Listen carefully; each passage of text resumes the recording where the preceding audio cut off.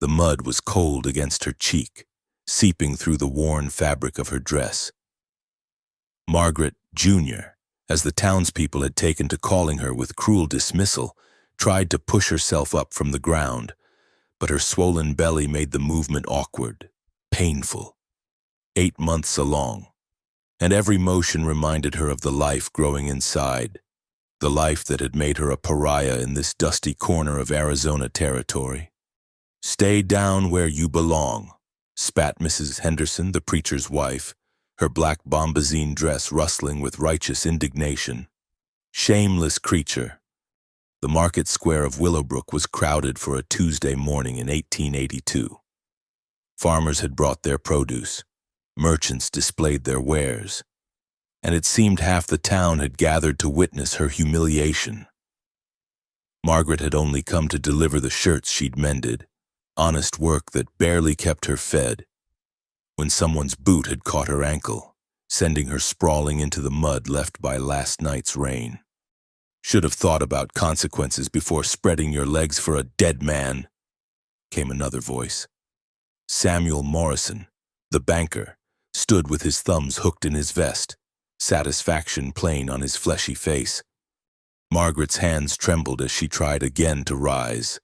The mud squelched beneath her palms and she could feel it caking in her auburn hair, could taste its grit between her teeth. Her husband, James, had been dead 4 months now, killed in a mine collapse, and his family had cast her out the very next week, claiming she'd brought bad luck, that the baby couldn't possibly be his. "Please," she whispered, though she knew it was useless.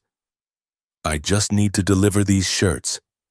"No decent establishment will take your work," Mrs. Henderson declared. "You should have left town months ago."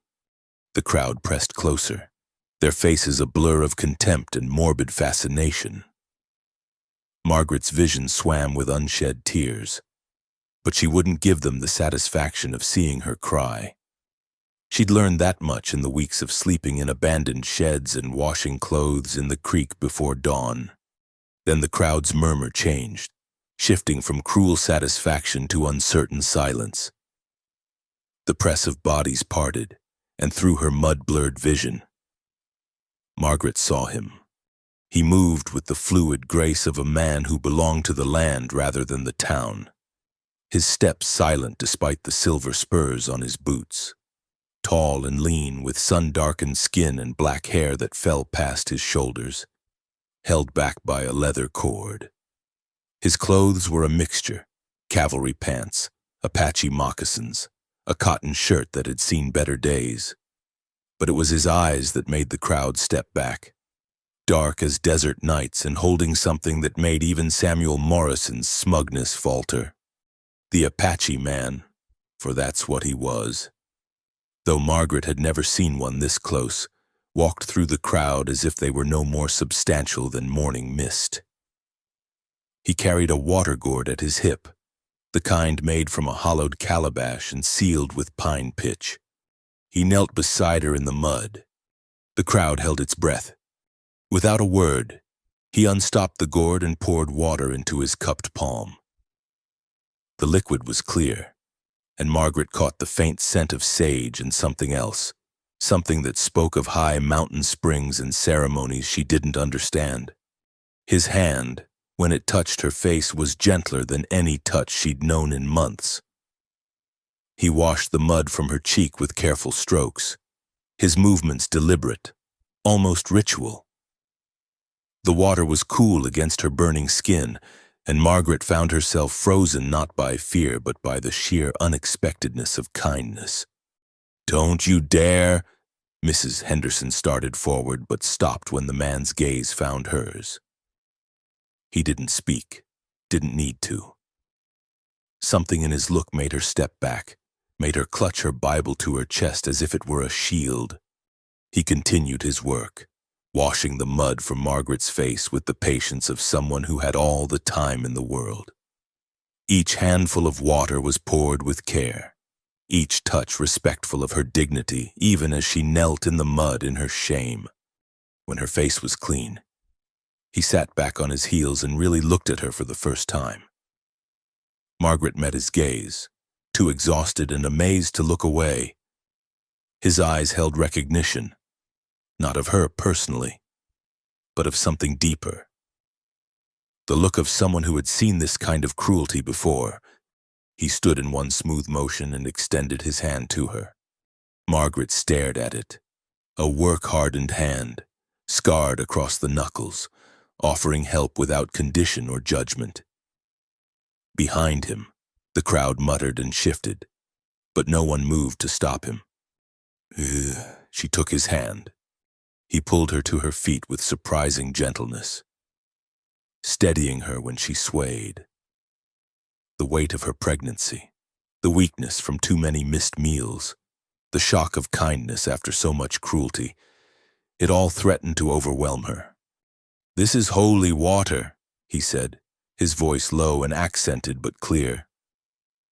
"From the sacred spring at Canyon de Chelly, my grandmother said it could wash away false shame." He looked at the crowd then, and several people found urgent business elsewhere. Only false shame, true guilt, that stays. "Mrs. Henderson sputtered, "How dare you? She's a fallen woman, "I see a woman with child," he interrupted, his tone still calm but carrying an edge now. "I see a widow. I see someone your Christ would have protected." He paused, letting that sink in. "Where I come from, we have a saying. The one who throws another in the mud shows only the dirt in their own heart." Samuel Morrison pushed forward, face flushed. "Now see here, we don't need some savage telling us." The Apache man smiled then, and it was not a pleasant expression. "Savage. I can read and write in 3 languages. I've studied your Bible and my own sacred stories. I've served as a scout for the army and saved white settlers from raids." He gestured to Margaret. "Yet I find more savagery in your treatment of this woman than in any warrior's deeds." He turned back to Margaret, ignoring the crowd entirely. "Can you walk?" She nodded, though her legs felt like water. "Good, come." "You can't just take her," someone called out. "She's—" "What?" He turned back one final time. "Your responsibility? Your Christian duty? No. You threw that away with her into the mud." He adjusted the blanket roll across his shoulder. "She's no one's burden now but her own, and perhaps mine, if she chooses." He started walking, not looking back to see if Margaret followed. She hesitated for a heartbeat, looking at the faces she'd known for 2 years, seeing nothing but closed doors and turned backs. Her mended shirts lay scattered in the mud, payment she'd never received for work she'd done while hungry. She followed him. Behind them, the crowd burst into furious whispers, but no one pursued. Margaret kept her eyes on the Apache man's straight back, one hand supporting her belly, the other wiping away tears she could no longer hold back. Not tears of sorrow, but of relief. Someone had seen her as human. Someone had offered water instead of judgment. As they reached the edge of town, passing the last of the clapboard buildings, he finally spoke without turning. "My name is Joseph Crowfeather. My Apache name is Tarek. It means wolf who walks alone." He paused. "Though today, it seems, I walk with company." "Margaret," she whispered, then cleared her throat. "Margaret Sullivan. They call me Junior because my husband was James Sullivan, Jr." "Margaret," he repeated, and on his lips her name sounded like something worth keeping. "There's a place not far from here. Safe. Warm. Food." Another pause. "If you want." She thought of the alternatives, the cold nights, the empty belly, the constant fear. But more than that, she thought of the gentleness in his hands as he'd washed her face, the way he'd stood between her and the crowd without violence or threat, simply by being unafraid. "Yes," she said, "yes, I want—" They walked on as the morning sun climbed higher, leaving Willowbrook and its mud behind. Ahead, the desert stretched vast and clean, and for the first time in months, Margaret felt like she could breathe. The dwelling sat tucked against a red rock cliff face, perhaps 3 miles from Willowbrook's borders. It wasn't quite a cabin nor entirely a traditional Apache wickiup, but something in between. Adobe walls reinforced with timber, a thatched roof that blended into the surrounding mesquite and sage. A thin stream of smoke rose from the chimney hole, and the scent of pinyon pine carried on the breeze. Joseph, Tarek, she reminded herself, gestured for her to wait while he went inside. Margaret stood uncertainly, one hand pressed to her aching back, the other shielding her eyes from the noon sun. She could hear him moving within, the soft clink of pottery, the whisper of fabric. He emerged with a blanket, a basin of water, and clean cloth. "Sit," he said, indicating a flat stone in the shade of a large juniper. "Rest first, then food." Margaret lowered herself carefully, grateful for the cool shade. Her dress, still damp with mud at the hem, clung uncomfortably to her legs. She watched as Tarek set the basin before her, then retreated to squat on his heels a respectful distance away, his back against the adobe wall. "Thank you," she whispered, dipping the cloth in water and beginning to clean her hands, her arms, what she could reach of her dress. He nodded but said nothing, his gaze fixed on the horizon where heat devils danced across the desert floor. The silence stretched between them, but it wasn't the oppressive quiet of judgment she'd grown accustomed to. This was something else, a patient stillness, like the desert itself waiting for rain, when she'd cleaned herself as best she could. Tarek rose and disappeared inside again. He returned with a wooden bowl filled with something that made her stomach clench with hunger. Beans seasoned with wild herbs, fresh tortillas, a piece of dried meat she didn't recognize. "Venison," he said, noticing her hesitation. "Smoked last week." Margaret ate slowly, forcing herself not to devour the food like the starving woman she was. Each bite seemed to awaken her body, reminding her that she was more than just shame and sorrow. Tarek busied himself nearby, tending to a small garden where cornstalks grew alongside squash vines, seemingly unaware of her grateful tears. When the bowl was empty, he took it without comment and brought her water, clear and cold, tasting of mountain springs. "Why?" The word escaped before she could stop it. He paused in the doorway, considering. "You want to know why I helped you?" It wasn't a question, but she nodded anyway. Tarek moved to sit on the ground near her stone, cross-legged and comfortable in the way of someone who'd spent more nights under stars than roofs. He picked up a stick and began drawing patterns in the dust, abstract designs that seemed to hold meaning she couldn't grasp. "I had a sister," he said finally. Sarah was her Christian name, Golden Fawn in our language. She was beautiful, kind, trusted too easily. The stick paused in its movements. "She fell in love with a soldier from Fort Buchanan, said he would marry her, make her respectable in the white world." Margaret's hand moved instinctively to her belly, already knowing how this story would end. He left when his unit transferred. She was 3 months carrying his child. Our clan. Some wanted to embrace her.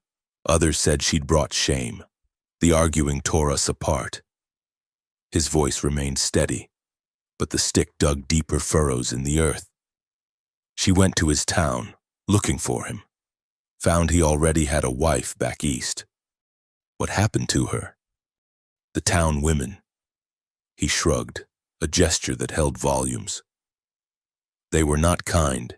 She tried to come home, but the damage was done. She believed their words, believed she was ruined, worthless. One morning we found her by the river. She'd walked into the winter water and hadn't walked out. Margaret closed her eyes, feeling the weight of his sister's despair like a stone in her chest. The baby, too, Tarek added quietly. Both lost because people decided shame mattered more than life. They sat in silence as the afternoon shadows lengthened. A roadrunner darted past, chasing some invisible prey, and somewhere in the distance, a hawk cried. "I'm sorry," Margaret said finally, "about your sister, as am I about your husband." She looked up, surprised. She hadn't expected. "How did you know?" "The way you hold yourself, like someone carrying grief along with the child." "And the wedding band," he gestured to her hand. "Worn but no husband defending you in that square." Margaret twisted the simple gold ring, remembering James's crooked smile when he'd placed it on her finger. Cave-in at the Copper Crown mine. 4 months ago. We'd only been married a year. Her voice caught. His mother said I cursed him, that no decent woman gets with child so quick. His brother claimed the baby couldn't be James's, that the timing was wrong. They didn't care that James and that we'd been together proper since our wedding night. And so they cast you out. With nothing but the clothes I wore. Said I was lucky they didn't drag me before the judge for adultery. Tarek made a sound low in his throat, not quite a growl, but close. Your people have strange ideas about honor. They protect the dead man's name by destroying the living woman. Where is the sense in that? Margaret had no answer. She'd asked herself the same question through many sleepless nights. You can stay here, Tarek said suddenly. Until the baby comes. After, if you want. I built this place for solitude, but... He paused, seeming to choose his words carefully. My grandmother always said a dwelling without woman's laughter is just a cave with pretensions. I have no money, no way to repay. Can you sew? She blinked at the change of subject. Yes, it's how I've been surviving. My shirts are more whole than cloth, and I trade with travelers passing through. They always need mending done. You work. I provide shelter and food. Fair trade. Margaret studied him. This strange man who offered kindness without conditions. His face was weathered but not old, perhaps 35 to her 22. The scars on his hands spoke of hard living, but his eyes held a gentleness that made her want to weep. Why did you really help me? She asked. It wasn't just about your sister. He was quiet so long she thought he wouldn't answer. Then, maybe it was, or maybe I'm tired of seeing cruelty win. The whites took our land, killed our people, forced us into their schools to beat the Apache out of us. I survived all that, learned their ways, their language, even their religion. And you know what I found? And she shook her head. The same darkness exists everywhere. But so does light. Small kindnesses. Choosing to help instead of harm. He stood, dusting off his pants. Today, I chose light. Tomorrow, you'll choose the same for someone else. That's how we push back the dark, as the sun began its descent toward the western mountains. Tarek showed her the inside of his home. It was simple but clean. A main room with a fireplace. A smaller room he'd curtained off for sleeping. Shelves holding a surprising number of books alongside traditional Apache baskets and pottery. You read? She asked, running her fingers along the spines. Shakespeare, the Bible, what looked like Greek philosophy. Books in Spanish and other languages she didn't recognize.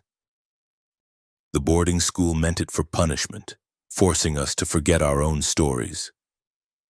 But I learned to love words themselves. They're just another way of carrying truth from one person to another. He pulled out a worn volume. This one is Apache Stories, written down by a man who thought they'd otherwise be lost. He was wrong. They live in here. He tapped his chest. but still, good to see them preserved. As night fell, Tarek prepared a simple sleeping space for her in the main room. Blankets laid over sweet grass, a pillow stuffed with cattail down. He retreated to his own space, leaving her with a lamp and the strange comfort of walls that didn't judge. Margaret lay in the darkness, hand curved over her active baby, marveling at the day's turn. This morning she'd been face down in mud, certain she'd die unwanted and unmourned. Tonight she lay safe and fed, treated with more respect by this savage than she'd known from civilized folk in months. "Tarek?" she called softly. "Yes? Your sister, what was her Apache name again?" "A golden fawn. Why?" If the baby is a girl, would it be wrong to name her something that honors your sister? Not the same name, but something connected."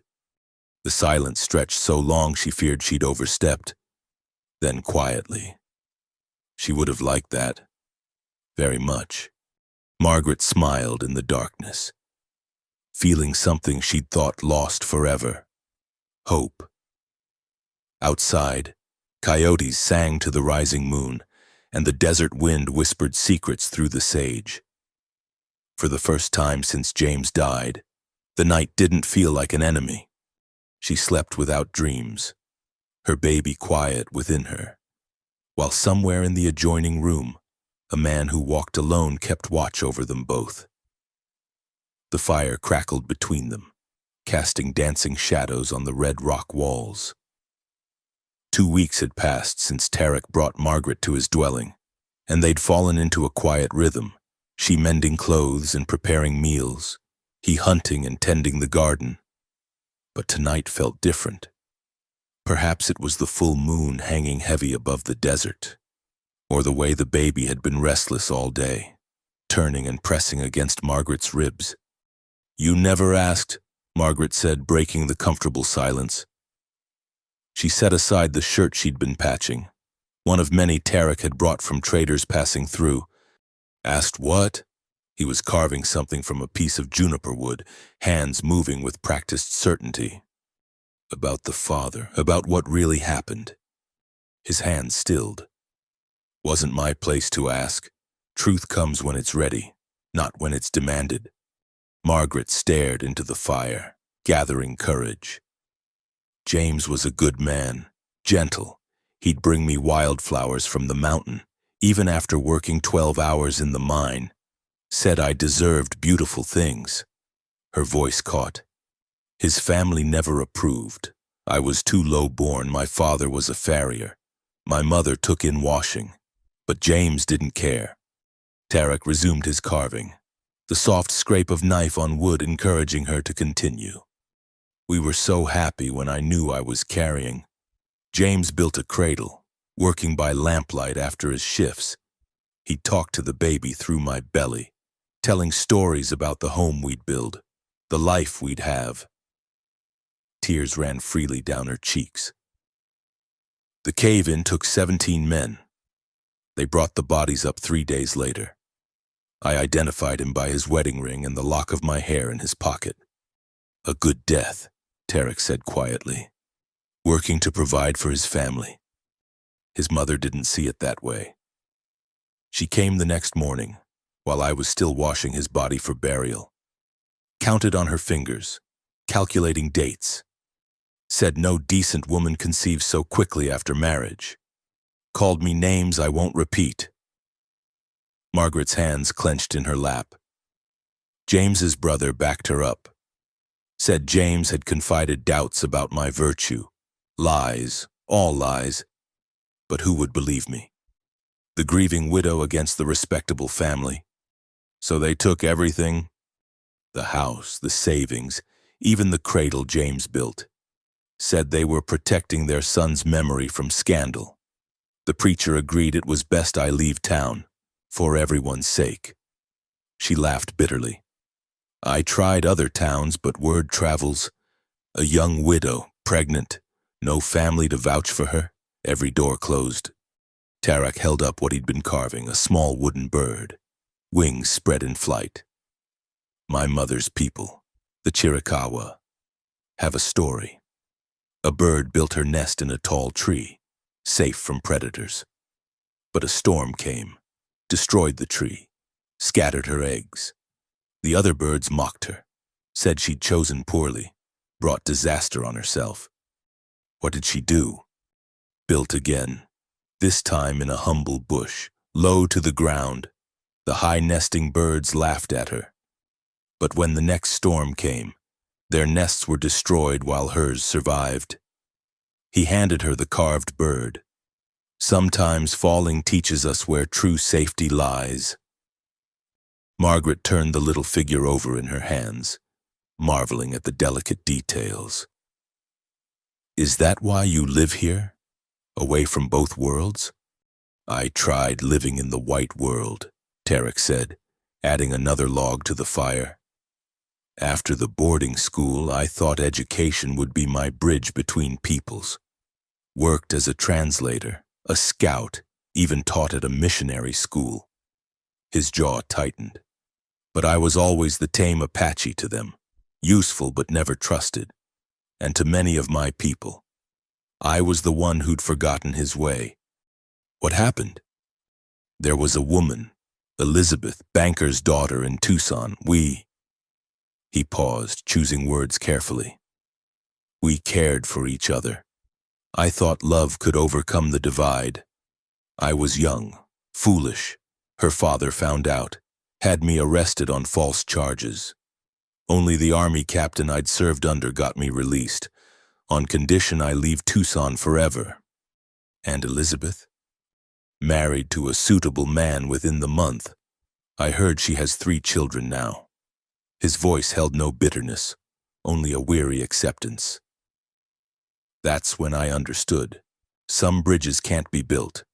So I built this instead, a place between worlds, belonging to neither but free from both. They sat quietly, the fire popping and settling. A screech owl called in the distance, and somewhere closer, a pack rat rustled through the brush. I dream about James, Margaret admitted. He's standing at the mine entrance, waving goodbye. I try to warn him, but no voice comes. I wake up choking on the words I couldn't say. The dead visit our dreams. Tarek said, it's their way of saying goodbye, of telling us to let go.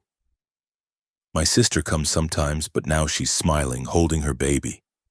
The dreams that were nightmares became peaceful. I'm afraid, Margaret whispered. When the baby comes, what if I'm not enough? What if James's family was right and I'm not fit to be a mother? Tarek looked at her directly then, firelight reflecting in his dark eyes. You walked through shame and scorn to protect this child. You chose survival when it would have been easier to give up. The woman I washed mud from wasn't weak. She was wounded. There's a difference. You see too much good in me, and you see too little. He stood, stretched. Come. I want to show you something. He led her outside where the full moon turned the desert silver. Behind the dwelling, a narrow path wound up the cliff face. Tarek offered his hand to help her navigate the rocks, patient with her slower pace. They emerged onto a natural ledge that looked out over the vast desert. The view stole Margaret's breath, miles of sage and sand, distant mountains like sleeping giants, the ribbon of river glinting far below. This is where I come to think, Tarek said, to remember what matters. See there? He pointed to a cluster of lights. Willowbrook. Looks small from here, doesn't it? All those people who made you feel worthless, they're just flickering dots. It's beautiful, Margaret breathed. My grandmother brought me here when I was young, after soldiers burned our village. I was so angry, wanted revenge. She said, look how big the world is. Your anger makes you small, keeps you trapped in one tiny piece of it. Let it go, and you can have all this. Margaret felt the baby move, a rolling motion like waves. Did you? Let it go? Still working on it, he admitted. But each day gets easier. Anger is a heavy thing to carry, like shame, like fear. He glanced at her.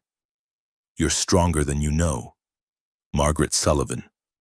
That child is fortunate to have you. As they made their way back down, Margaret felt something shift inside her. Not the baby, but something deeper.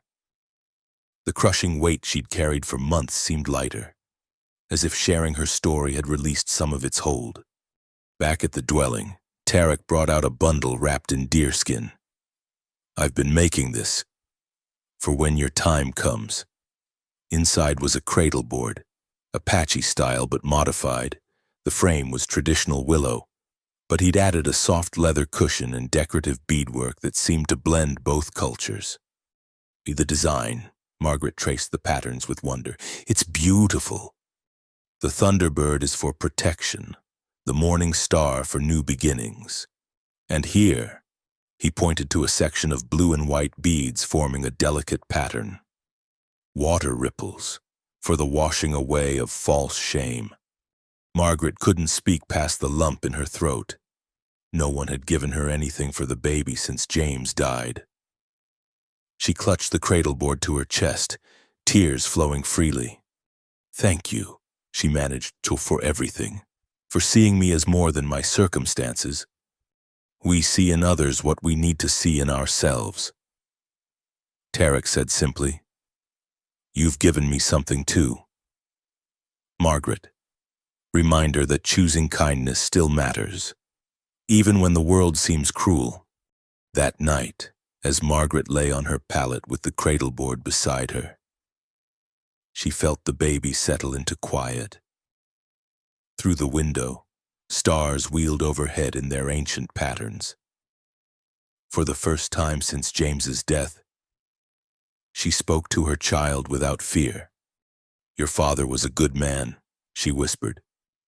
And you'll know good people too, like the man who carved your cradle with hands that chose gentleness over hardness. We're going to be all right, little one. We're going to be just fine.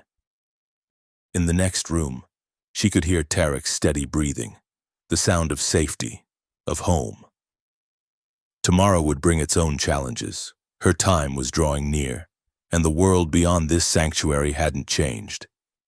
But tonight, with the carved bird on the shelf and the cradle board by her side, Margaret allowed herself to believe in second chances. The desert wind sang through the canyon, carrying the scent of sage and possibility, while overhead, the stars kept their patient watch over all who'd fallen and found the courage to rise again. The horses announced their arrival before they came into view, 3 riders picking their way along the desert trail. Margaret looked up from the corn she was grinding, her heart immediately racing. In the 6 weeks since she'd come to live with Tarek, they'd had no visitors save for the occasional trader. These men rode with purpose. Tarek emerged from the garden, his movements unhurried but alert. He'd heard them too. Go inside, he said quietly. But stay where you can hear. Margaret retreated to the doorway, one hand protectively over her belly. The baby had dropped lower in recent days, and every movement was an effort. Through the window, she watched the riders approach, Reverend Henderson in his black coat despite the heat, Sheriff Watson with his star glinting in the afternoon sun, and Thomas Sullivan, her late husband's brother. Joseph Crow Feather, the sheriff called out, reining in his mount at a respectful distance. Afternoon to you, Sheriff, Tarek nodded, continuing to clean the hoe he'd been using. Reverend, Mr. Sullivan. We've come about the woman, Reverend Henderson said, dismounting with difficulty. Mrs. Sullivan, we know she's here. Many people pass through, Tarek replied. I offer water to all who thirst. Thomas Sullivan's face flushed red. Don't play games, savage. My brother's widow is here, living in sin with you. The whole town knows it. Living in my home, yes. Working for her keep, yes. Sin. Tarek set down the hoe carefully. I think you mistake charity for something else, Mr. Sullivan. But then, your family seems prone to such mistakes. Now see here. Thomas started forward, but the sheriff held up a hand. We've come with an offer. Sheriff Watson said, a Christian offer of forgiveness and restoration. Mrs. Henderson and the church ladies have agreed. Margaret can return to town. They'll find her work, a place to stay until the baby comes, proper medical care. All she needs to do is come with us now. Margaret felt her chest tighten. After all they'd done, now they offered help. And after the baby comes? Tarek asked. Reverend Henderson cleared his throat. Well, naturally, arrangements would need to be made. There are good families who could provide for the child, raise it properly. Margaret could start fresh, perhaps find work in another town once she's recovered. Everyone benefits. Ah, Tarek's voice held a dangerous edge. So your charity extends to separating a mother from her child. How very Christian of you. The child needs a proper home, Thomas interjected. A mother and father, not a fallen woman and a heathen. He stopped abruptly as Tarek took a single step forward. The Apache man hadn't raised a hand, hadn't even raised his voice, but something in his bearing made all three men tense. Mrs. Sullivan, the sheriff called out, looking past Tarek. We know you're listening. This is your chance to do right by your child. Don't let pride keep you from accepting help. Margaret stepped into the doorway, back straight despite the ache. Pride? Her voice carried across the yard. Was it pride when you stood by while I was pushed into the mud? Pride when I begged for work and every door closed? Pride when I slept in barns and ate scraps? I'm Margaret, please. Reverend Henderson adopted his pulpit voice. We're offering forgiveness. Forgiveness for what? She moved forward past Tarek, who shifted slightly to stay between her and the men. For surviving? For refusing to die quietly where you wouldn't have to see me? You're emotional, Thomas said dismissively. The pregnancy. You're not thinking clearly, Anande. My mother only wants what's best. Your mother wants to steal my child. The words burst out of her. Just like she stole James's house, his savings, his memory. She couldn't bear that he loved me. So she's tried to erase me. But I won't be erased, Thomas. Not anymore. You're living with a savage, Thomas gestured wildly at Tarek. What kind of life is that for a white child? What kind of mother? A better mother than yours, Margaret said quietly, and Thomas's face went purple. This savage showed me more kindness in one day than your family showed in months. He fed me when I was starving, sheltered me when I had nowhere to go. He's never asked anything improper, never taken advantage. Can you say the same about the fine Christian men in town who offered me work after dark? Sheriff Watson shifted uncomfortably in his saddle. Now, Margaret, no need for wild accusations. Wild, she laughed, but there was no humor in it. Ask Mr. Morrison at the bank about his generous offer of employment. Ask Samuel Roberts about the private room he wanted to rent me. Ask... Enough. Reverend Henderson's face had gone pale. This proves you're not fit to raise a child. These delusions, this ingratitude. I think the lady has made her position clear, Tarek interrupted. She chooses to stay. She doesn't get to choose, Thomas spurted. She's carrying my brother's child. We have rights. No. Margaret's voice was steel. You gave up any rights when you threw me out. This child is mine, only mine, and I choose where we live, how we live. The law might say otherwise, Sheriff Watson said carefully. A woman alone, no visible means of support, questionable living arrangements. A judge might decide the child needs protecting. Then I'm not alone, Margaret said. She moved to stand beside Tarek.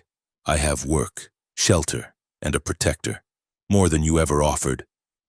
You'd choose this? Reverend Henderson's voice dripped disgust. This degradation? Over your own people. My people. Margaret felt tears threaten but refused to let them fall. You stopped being my people the day you let me fall in the mud. He, she gestured to Tarek, became my people when he helped me stand.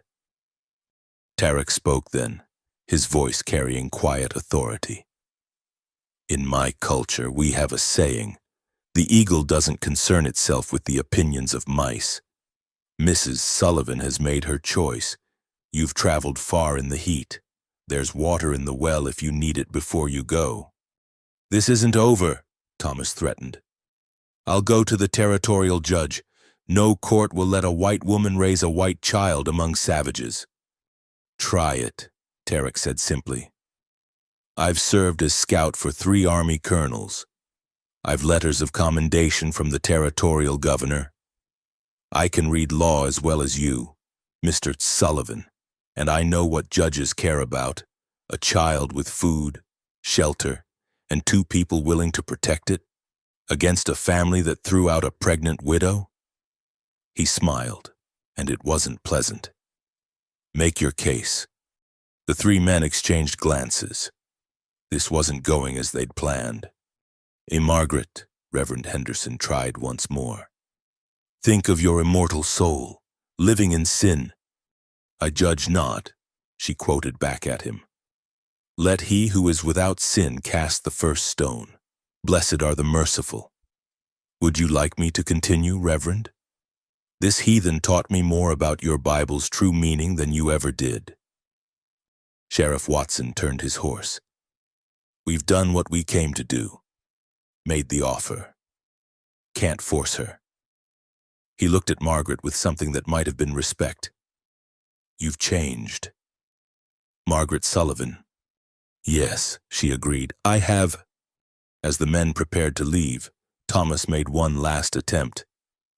That baby is all that's left of James. Don't you owe him? I owe James love. Margaret cut him off. I owe him raising our child to know kindness over cruelty, acceptance over judgment. I owe him teaching our baby that family isn't just blood. It's who stands by you when the world turns away. She placed a hand on her belly. This child will know its father was good, but it will also know that goodness exists in unexpected places, in people you call savage. It will know that its mother was strong enough to choose love over fear. The 3 men left without another word, dust rising behind their horses as they retreated toward town. Margaret stood watching until they disappeared, then swayed on her feet. Tarek caught her elbow, steadying her. That was brave, he said. That was terrifying, she corrected, then managed a shaky laugh. But also freeing. I've been so afraid of them coming, of what they'd say. But they're just men. Small, frightened men who need others to be less so they can feel like more. You spoke truth. Truth has its own power. They went inside, where Margaret sank gratefully onto a chair. The confrontation had drained her, but also left her feeling strangely light. They'll be back, she said. Maybe. But you won't face them alone. Tarek poured her water from the clay pitcher. My people, what's left of them, live a day's ride north. I've spoken with the elders. If you want, when your time comes, the women will attend you. You'd be welcome there. Margaret looked up at him, this man who'd offered her everything while asking for nothing. Why do you care so much, really? He was quiet for a long moment, then sat across from her. You asked what I was carving that first night. The bird.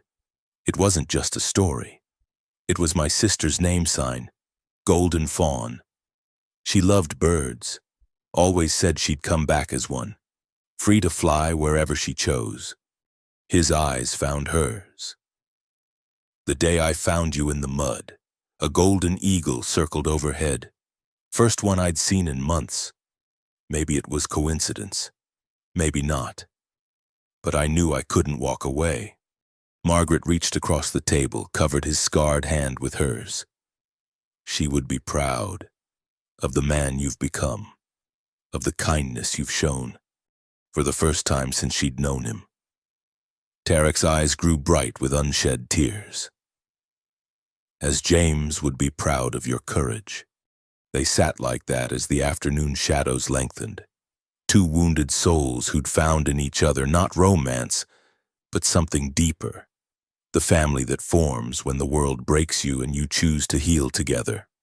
Outside, the desert waited in its patient silence, and somewhere high above, an eagle circled on the thermal winds, watching over all below with ancient, knowing eyes. The pains began at dawn, pulling Margaret from restless sleep with their insistent grip.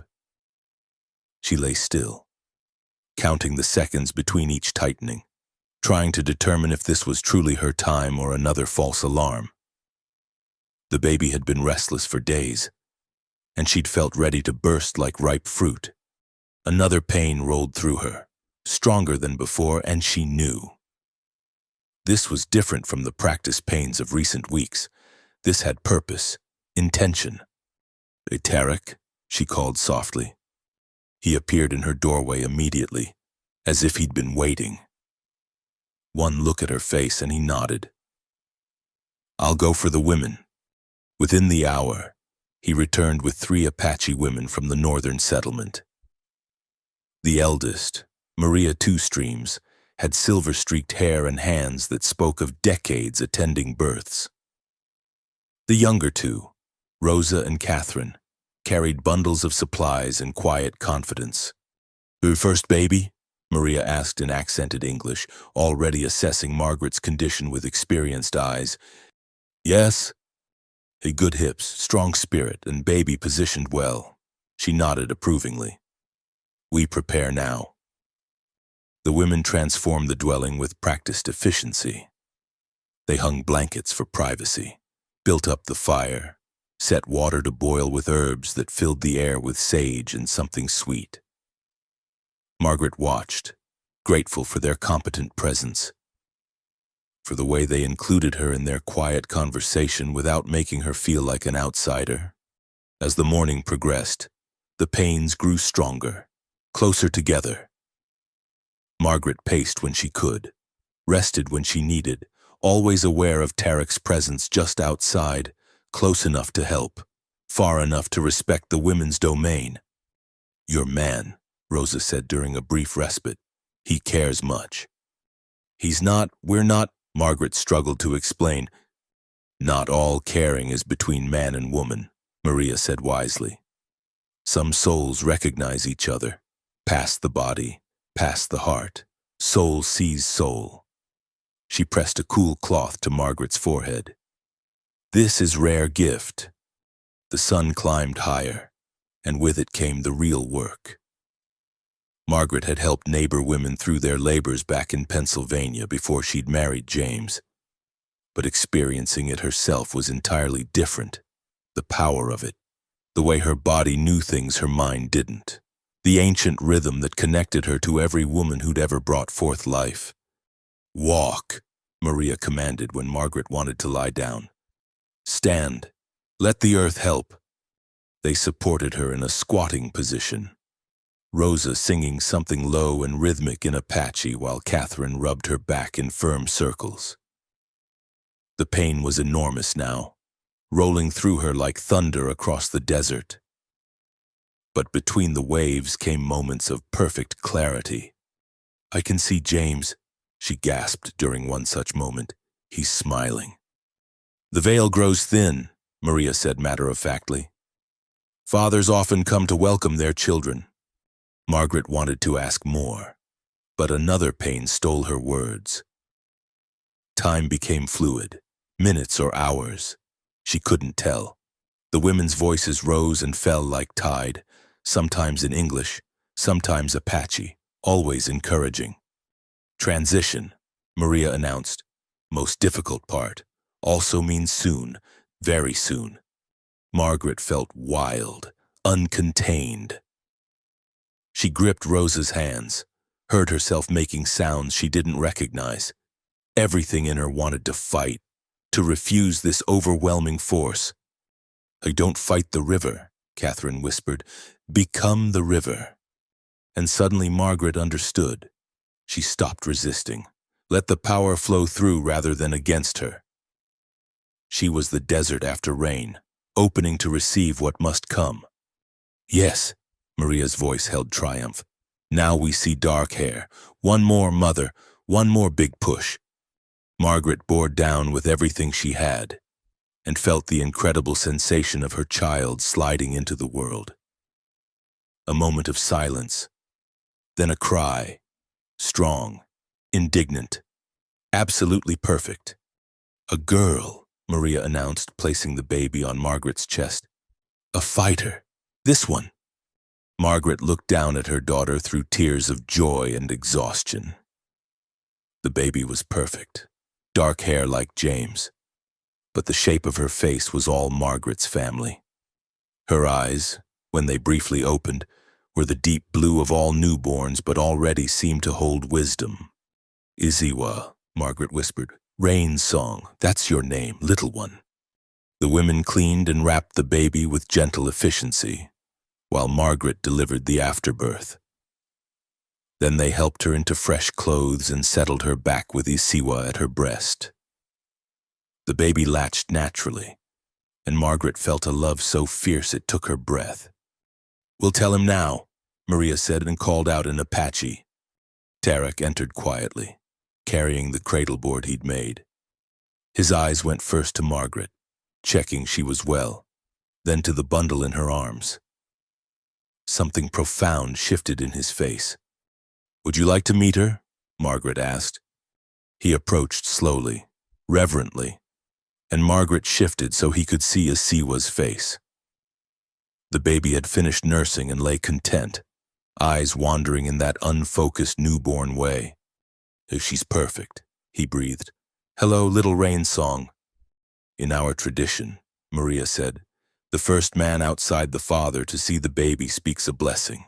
Will you honor us?" Tarek looked startled, then deeply moved.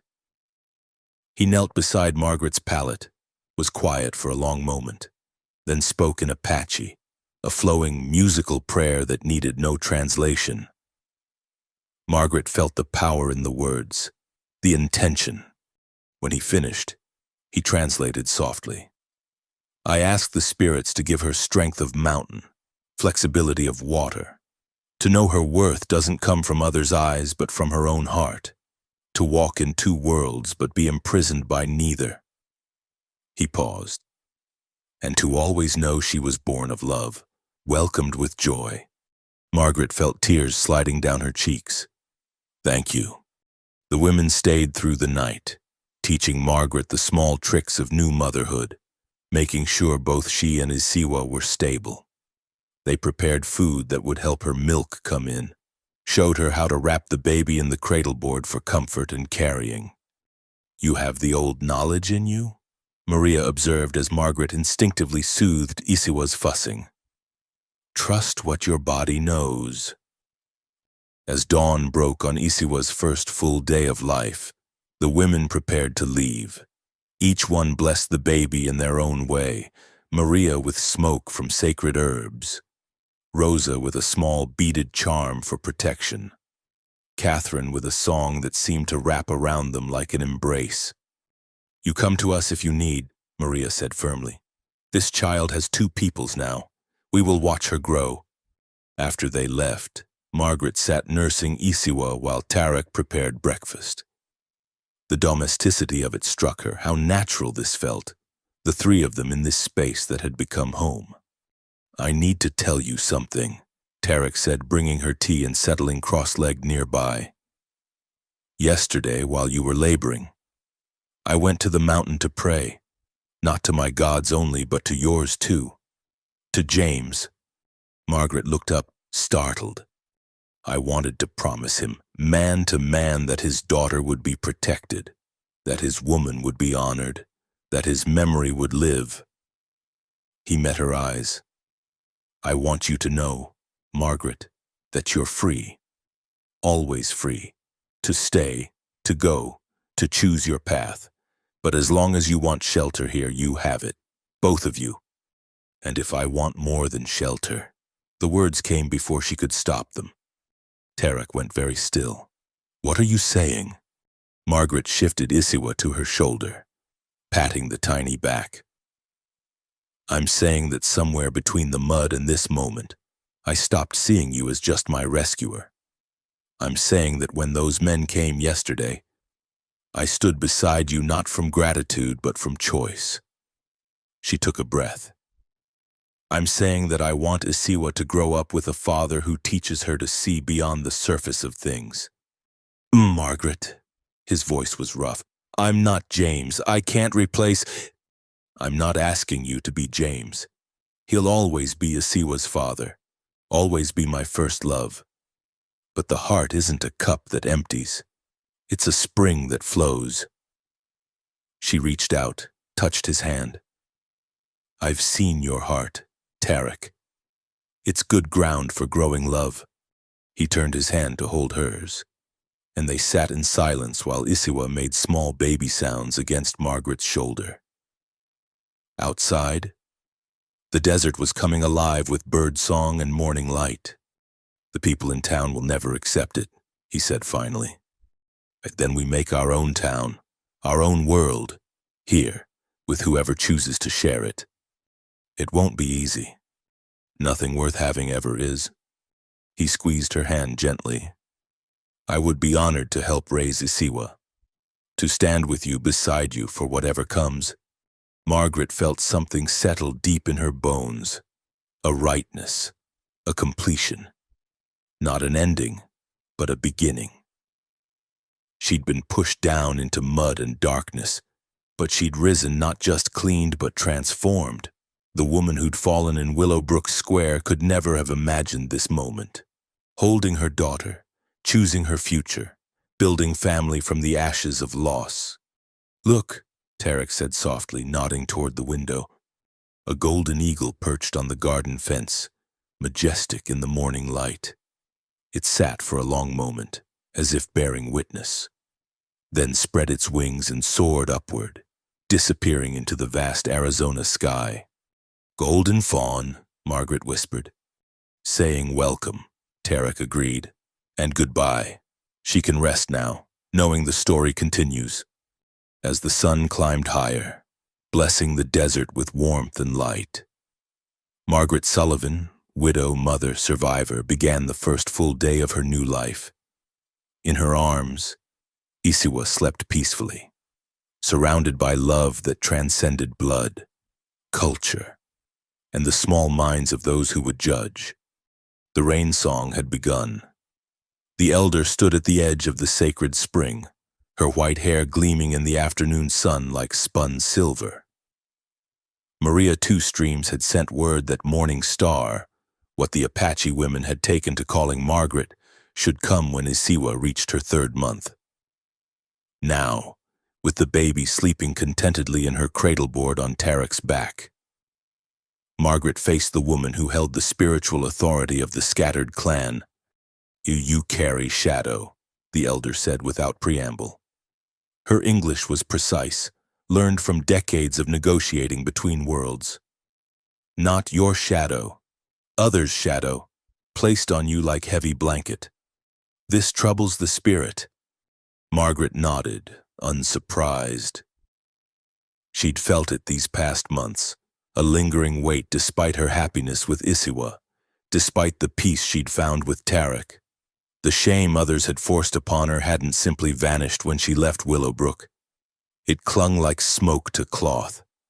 Your child will inherit what you carry. The elder continued. This is law of spirit. Mother's burdens become daughters unless...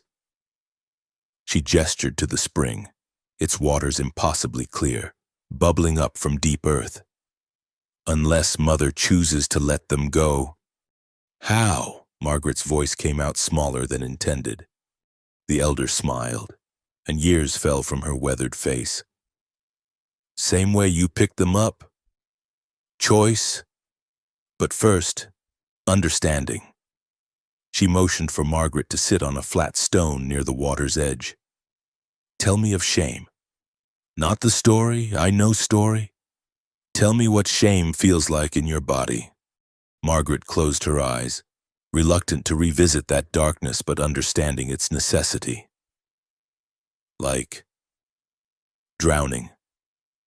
Like weight on my chest that makes breathing hard.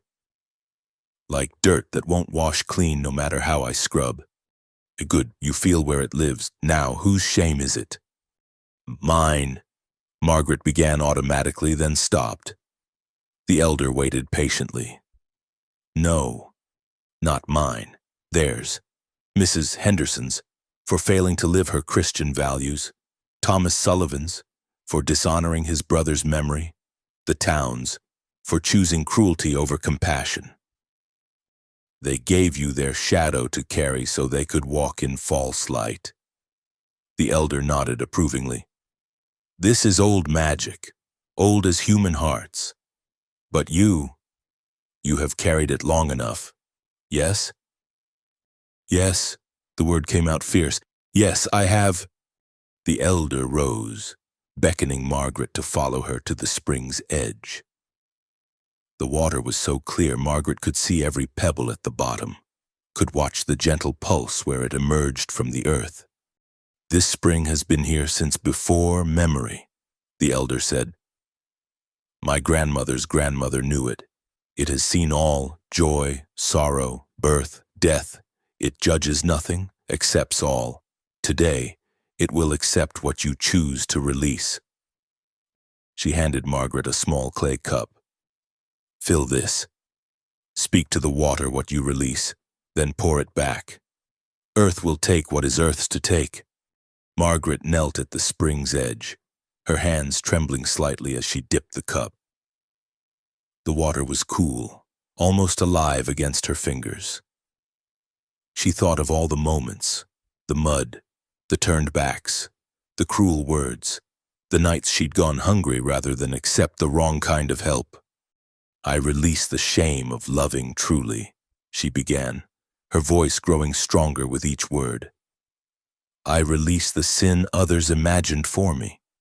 I release the worthlessness they tried to make me believe. She poured the water back slowly, watching it merge with the spring. I release the fear that I'm not enough. I release the need for their approval. I release the story that I fell. I chose to kneel, and then I chose to rise. She filled the cup again, the words flowing now like the water itself. I release the belief that Isiwa is anything but blessing. I release the chains of their judgment. I release... Her voice broke, then steadied. I release the guilt of surviving when James didn't. He would want me to live, to love, to mother our child with joy. 3 times. 7 times. 9 times she filled and poured, each release drawing something tight and painful from deep within. Tarek stood witness, Isiwa sleeping peacefully against his chest, while the elder hummed something ancient and wordless. Finally, Margaret sat back on her heels, feeling strangely empty and full at once. The elder knelt beside her, surprisingly graceful for her years, and cupped water in her own palms. Now we fill the space left behind, she said. Close your eyes, feel the sun on your face. Know this, you are daughter of earth and sky, no less than any creature. You are mother, protector, survivor. You are chosen by love, not cast out by fear. Let these truths flow in where shadows lived. She poured the handful of water over Margaret's head. It ran down her face like tears, but cooler, cleaner. Margaret gasped at the sensation, not just physical, but something deeper, as if the water passed through more than skin. Stand, the elder commanded. Margaret rose and was surprised to find herself steady, centered in a way she hadn't been since before James died. No, since before others' opinions began to matter more than her own truth. "You look at your child," the elder said. Margaret turned to where Tarek held Isiwa, who had awakened and was gazing about with bright curiosity. Her daughter's eyes found hers, and a toothless smile broke across the tiny face. "She sees you clear," the elder observed. "No shadow between mother and child. This is as it should be." She placed a wrinkled hand on Margaret's shoulder. "You understand now? Shame is not washed away. It is chosen away. Each day, each moment, you choose. Carry their shadow or walk in your own light." "I understand," Margaret said, and meant it. The elder produced a small leather pouch from her belt. "For the child, sage, cedar, sweet grass, white shell, protection, but more, reminder.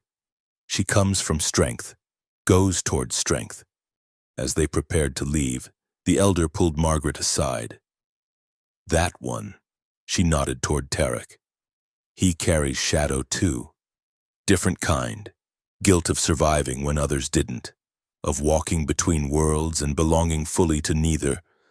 Perhaps, when he's ready, he comes to the water too." Margaret glanced at Tarek, seeing him anew.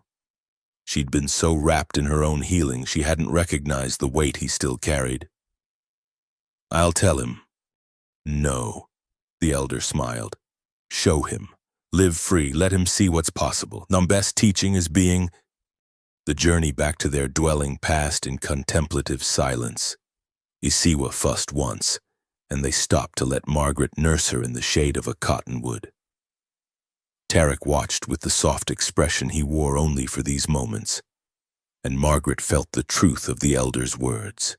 Each moment, a choice. This moment, she chose peace. That evening, as they sat by their fire with Isiwa sleeping between them, Margaret spoke.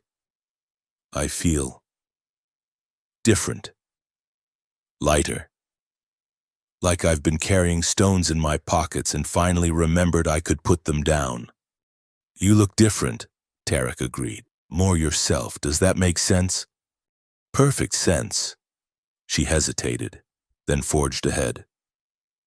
"The elder said you might benefit from the spring too. When you're ready." His hands stilled in their work. He'd been weaving a basket, a skill learned from his grandmother. "Perhaps," he said quietly. "Though my shadows are old companions now. I'm not sure who I'd be without them." "Someone worth knowing," Margaret said simply. "As you are now, but fuller, the way the moon is always whole, even when we see only a sliver." He looked at her across the fire, and she saw the moment he truly heard her, not trying to fix or save, just seeing him complete even in his incompleteness. "When Isiwa is older," he said finally, "when she can walk, I'd like her to see it, the choosing, to know it's possible." Margaret nodded, understanding. They were building something new here, the three of them, a way of being that honored all their truths without shame or shadow. It would take time, patience, the daily choice to reject the poison others had fed them. But today she'd taken the first deep drink of clean water. Today she'd chosen to stop drowning and start swimming. Tomorrow, she'd choose again. And the day after, in her sleep, Isiwa made a small sound of contentment, and Margaret touched her daughter's soft cheek. No shadows here, no inherited shame, just love, flowing clean and clear as spring water, washing the past clean and nurturing what was yet to grow. The fire crackled, sending sparks up toward the stars, and Margaret Sullivan, morning star, survivor, mother, woman choosing her own light, smiled into the darkness that no longer held any fear. The feast day arrived with the first cool breath of autumn. Margaret dressed Isiwa in the soft doe-skin dress Rosa had made, decorated with tiny silver bells that chimed with each movement. At 6 months old, The baby was sitting up on her own, her dark hair growing thick, her laugh carrying across the desert like music. "Ready?" Tarek asked, adjusting the silver concha belt he wore only for special occasions. He looked handsome in his mix of Apache and Western dress, clean white shirt, traditional moccasins, his hair freshly braided with eagle feathers marking his status as a scout and protector. Margaret smoothed her own dress, a deep blue calico she'd sewn herself, decorated with ribbon in the Apache style the women had taught her. As ready as I can be. They'd been invited to the autumn gathering weeks ago, but this would be Margaret's first time attending as more than a guest. The Apache community had watched her these past months, seen how she lived, how she raised Isiwa, how she treated Tarek. Today's invitation meant something had shifted. She was being welcomed not as the white woman Tarek had saved, but as Morning Star. Mother of Rain Song, member of the broader community. The ride to the settlement took 2 hours, following trails Tarek knew by heart. As they crested the final ridge, Margaret gasped. The usually quiet collection of wiki-ups and adobe homes had transformed. Bright fabric hung between poles, smoke rose from multiple cooking fires, and she could hear drums, laughter, and singing voices carried on the wind. "So many people," she murmured. "3 clans gathering," Tarek explained. "Some traveled for days. Autumn Feast brings everyone together to trade, to visit, to remember we're still one people despite the boundaries whites draw on maps." Children ran to meet them as they rode in, calling greetings in Apache and English. Several reached up to touch Isiwa's dangling feet, making the baby giggle. Margaret recognized faces from her labor, Rosa, Catherine, others who'd visited since, but many were strangers who studied her with frank curiosity. Maria Two Streams emerged from the crowd, smiling broadly. "Morning Star, come, come. We have place saved for you." They were led to an arbor where women worked over cookpots and preparation tables. Margaret was immediately drawn into the activity, handed a knife and set to chopping vegetables while Isiwa was passed from arm to arm, each woman cooing over how she'd grown. "She has good weight," an elderly woman pronounced. "Strong legs. This one will walk early. Run fast." "Like her mother," Rosa added with a wink. "Running from town, finding new path." The women laughed, but it was warm laughter, inclusive. Margaret found herself relaxing into their easy company, her hands remembering the rhythm of communal cooking from her childhood before everything became complicated. As the afternoon wore on, Margaret became aware of a subtle shift in how people approached her. Where before there had been polite distance, now women included her in their gossip, asked her opinion on seasoning, showed her traditional preparation methods. Men nodded respectfully when she passed. Children brought her flowers and interesting rocks, the universal gifts of the young. "What's changed?" she asked Catherine during a quiet moment. Catherine smiled. "You have. When you first came, you carried yourself like apology. Now you walk like woman who knows her worth. People see." The feast itself was magnificent, venison and rabbit. Corn prepared 12 different ways. Beans flavored with herbs Margaret couldn't identify. Fresh bread, wild berries, and treats made with precious sugar. Everyone ate together. No separation by family or clan. Sharing from common dishes in a way that would have scandalized Willowbrook's proper tables. Margaret found herself seated between Tarek and a woman named Louise, whose husband had been killed in the same army campaign that took Tarek's brother. They talked of loss, of raising children alone, of finding purpose after grief. It struck Margaret how different this was from the isolation she'd known. Here, sorrow was shared, diluted by community rather than concentrated by shame. As twilight fell, the drums began in earnest. The dancing started with the men, powerful, athletic movements that told stories Margaret could almost follow. Tarek joined them for one dance, and she watched transfixed by this side of him she rarely saw, the full Apache rather than the man who straddled two worlds for her comfort. Then the women danced, and Rosa pulled Margaret to her feet. Come, tonight, no watching, tonight, participating. Margaret tried to protest that she didn't know the steps, but the women laughed and formed a circle around her, showing her the basic movements. It was easier than she'd feared. The rhythm seemed to rise up through the earth itself, guiding her feet. When she stumbled, gentle hands corrected her. When she found the pattern, voices rose in approval. Isiwa watched from Maria's arms, eyes wide with fascination at the swirl of color and movement. When the dance ended, Margaret reclaimed her daughter, breathless and exhilarated. You dance like you've always known, an older man said approvingly. He wore the regalia of a spiritual leader, his presence commanding respect. The earth recognizes honest feet. As the evening deepened, stories began. Elders spoke of the old days, of traditions kept and lost, of adaptation and survival. The languages mixed freely, Apache, Spanish, English, creating a tapestry of sound that somehow made perfect sense. Then the spiritual leader stood, and silence rippled outward. He spoke in Apache first, his voice carrying ancient authority. Tarek translated quietly for Margaret. He's telling the story of the woman who fell and rose, a new story but old in its bones. Tarek's voice caught slightly.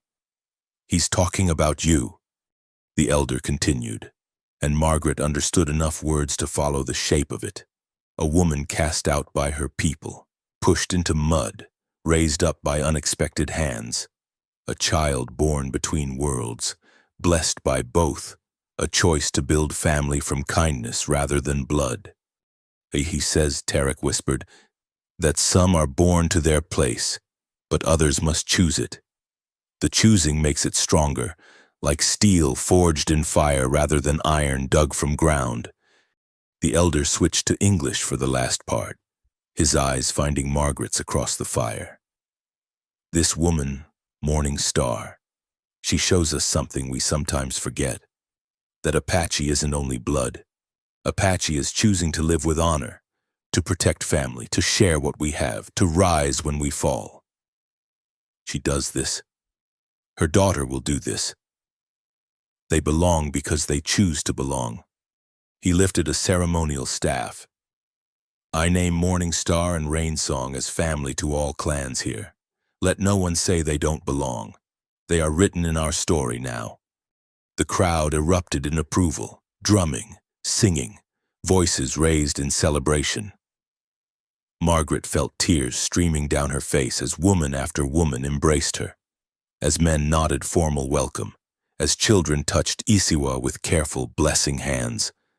Later, as the formal celebration gave way to smaller gatherings, Margaret found herself part of a circle of mothers, all sharing the universal experiences of sleepless nights and first smiles.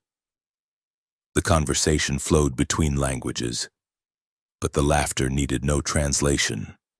My first time Rain Song is sick, one woman advised. You bring her to me. I know the old remedies, the ones that actually work. When she walks, another added, you must watch extra careful. My youngest, he tried to follow Lizard right off cliff. These desert children, they fear nothing.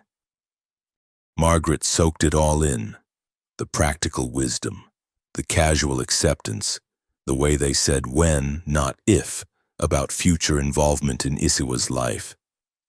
This was what she'd lost when Willowbrook turned its back. Not just help, but the accumulated knowledge of generations, the safety net of community.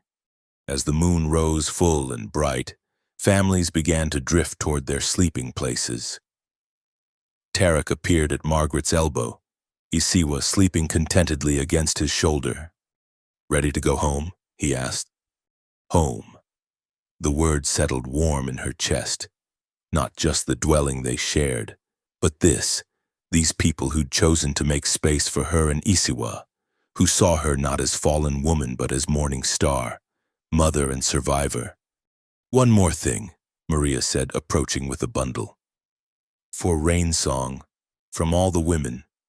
Inside was a cradleboard cover, decorated with the most intricate beadwork Margaret had ever seen. Each woman had contributed a section, different patterns and styles unified into a stunning whole. Worked into the design were symbols Margaret was learning to read: mountains for strength, water for adaptability, stars for guidance, corn for abundance. She will know she is held by many mothers, Maria explained. No child with this many mothers can ever be truly orphaned. Margaret couldn't speak past the lump in her throat.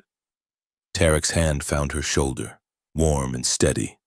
As they rode home through the desert night, Isiwa sleeping in her newly decorated cradleboard. Margaret marveled at the fullness in her chest where shame once lived. She'd come to the feast still partly the rejected widow from Willowbrook. She left as Morning Star, written into the story of a people who knew that belonging wasn't about blood but about choice. The daily choice to show up, to share burdens, to celebrate joys, to rise together after falling. I thank you, she said to Tarek as their home came into view, for bringing me to this, for helping me find where we belong. You found it yourself, he replied. I just walked beside you while you remembered how to see. The stars wheeled overhead, ancient witnesses to all the stories of falling and rising, of finding family in unexpected places. And below them, a woman who'd been pushed into mud now rode straight-backed and proud, carrying her daughter toward a future bright with the promise of belonging. The creek still ran clear and cold, even after the year's scant rains. Margaret stood at its edge. Isiwa balanced on her hip, watching the water flow over the same stones that had witnessed her humiliation 18 months ago. The child reached chubby hands toward the sparkling surface, babbling in the mix of English and Apache that had become her first language. Water, Margaret said softly, where Mama fell down. But as she spoke the words, she realized they no longer carried the weight they once had. This place, which had haunted her dreams for so long, was just a creek. Just water and stones and willow trees bending in the afternoon breeze. Ma, Isiwa declared, using the Apache word for water, patting Margaret's cheek with a wet hand she'd managed to dip while her mother was distracted. Yes, clever girl. 2. Margaret smiled, using the Apache endearment. The language came naturally now, woven into their daily lives like thread through cloth. Footsteps on the path made her turn. Tarek approached, carrying a leather satchel and wearing the expression that meant he'd been thinking deep thoughts. I wondered if you'd come here, he said, joining them at the water's edge. It seemed time. Margaret shifted Isiwa to her other hip. A year ago, I couldn't have imagined standing here without shaking. Now. She gestured at the peaceful scene. It's just a place where something ended so something better could begin. Tarek nodded, understanding. He'd made his own peace with the shadows 6 months ago, traveling alone to the sacred spring while Margaret and Isiwa stayed with Maria's family. He'd returned quieter but somehow more solid, like a man who'd finally set down a burden he'd forgotten he was carrying. I have something for you, he said, opening the satchel. Been waiting for the right moment. Inside was a folded paper, official-looking with typed text. Margaret's heart jumped. Official papers rarely brought good news. But Tarek's expression was calm. It's done, he said simply. The adoption is legal.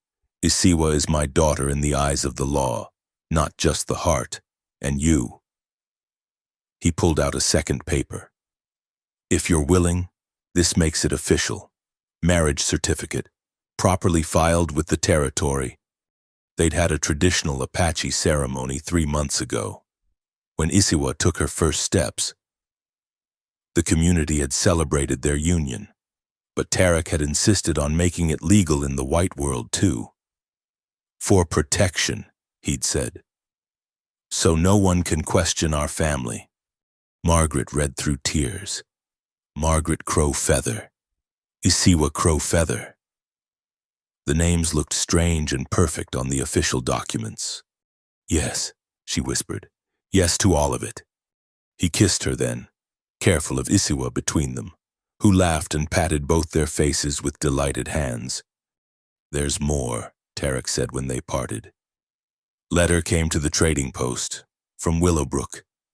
Margaret's stomach tightened, but she took the envelope. The handwriting was unfamiliar, feminine. Inside, a single page in neat script. Dear Mrs. Sullivan, you don't know me, but I know your story.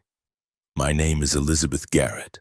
I came to Willowbrook 6 months ago as the new school teacher, and I've heard much about the woman who was driven away.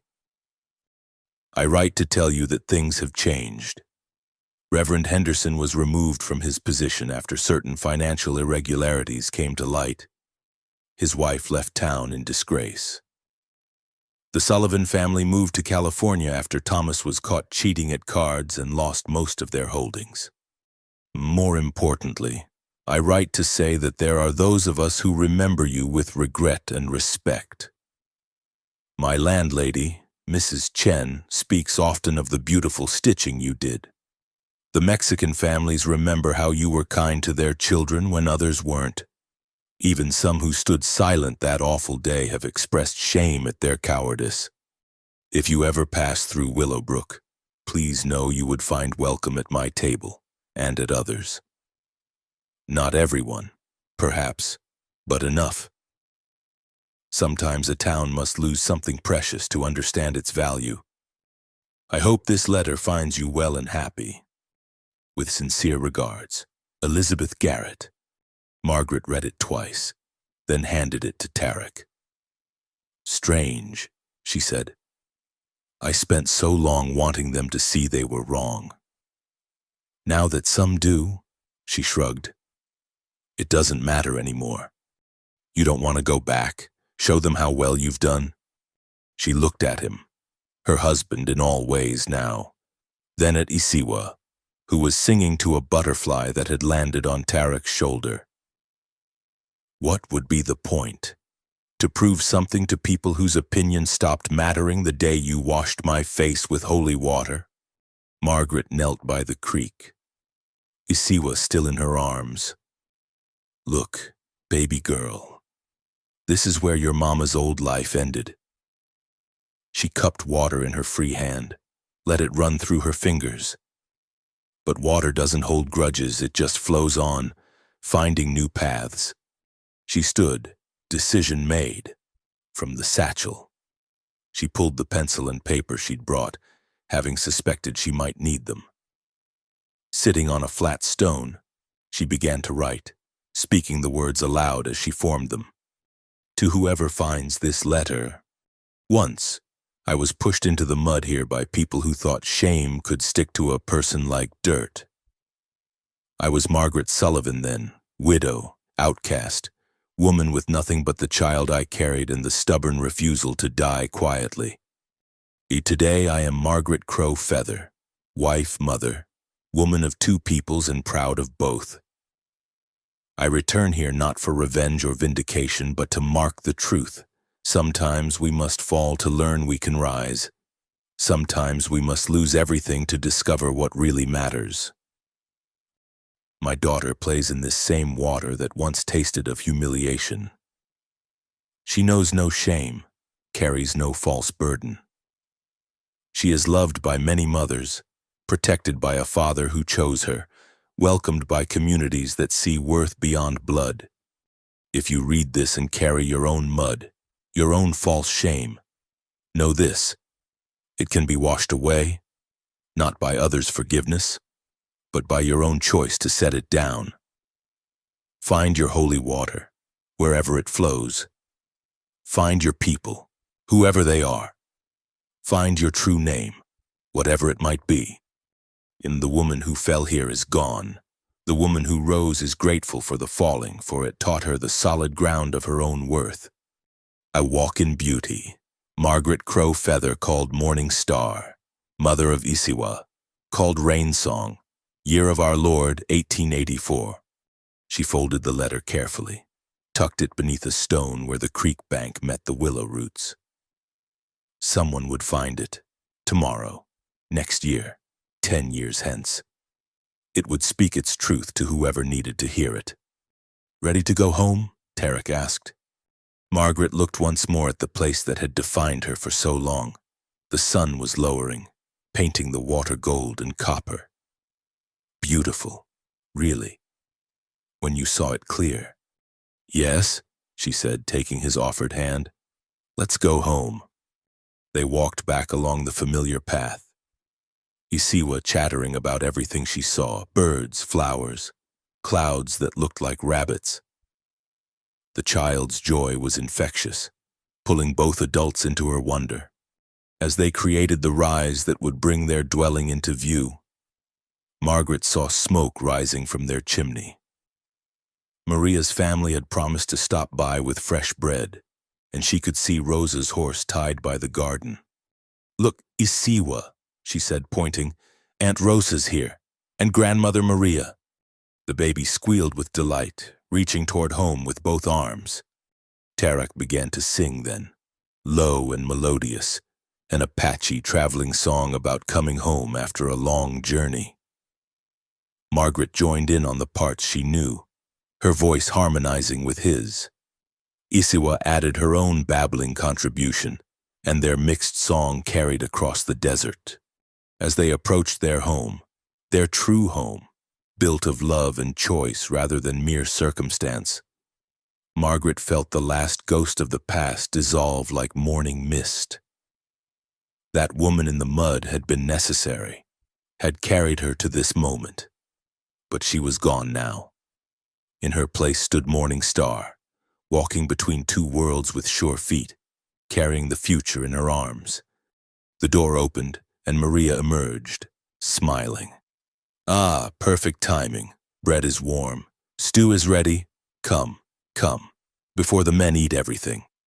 Laughter spilled from the doorway. Rosa's husband was telling one of his impossible stories, and she could hear Catherine's youngest practicing words in both languages.